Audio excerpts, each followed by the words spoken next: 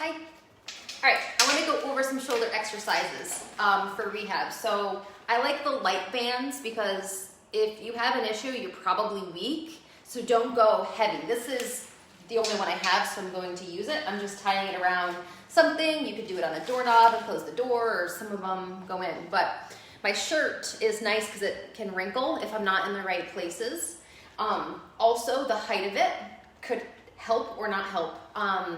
Sometimes higher up I like because then you have to pull it down and then you might get the lower down muscles, but if it's too low, you might be up here and everyone's strong up here.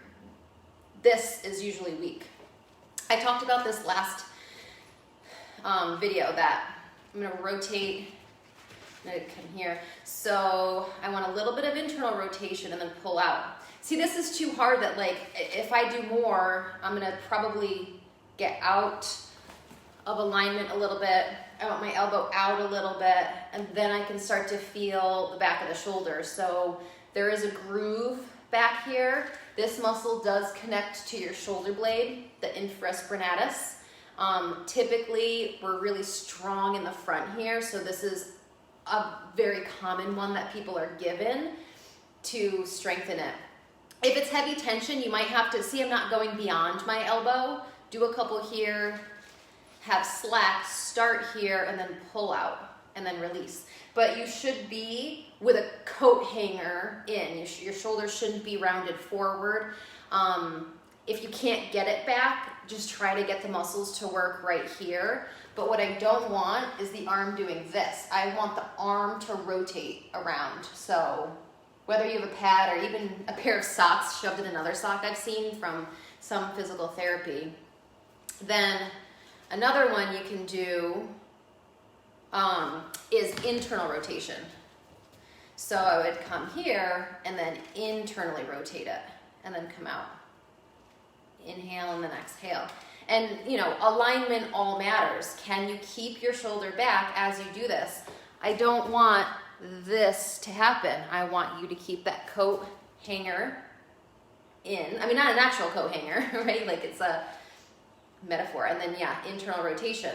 So is your elbow coming forward and back? Are you just rotating the arm around? That's what I want, is just the arm to rotate. I'm doing this, and then I'm gonna come and step out, and this feels comfortable for me, just to then rotate here. This is why I don't love the bands. This is why I would love the weights, but not all of us have a weight machine. And I don't know how you would do this with hand weights. You would have to do it lying down.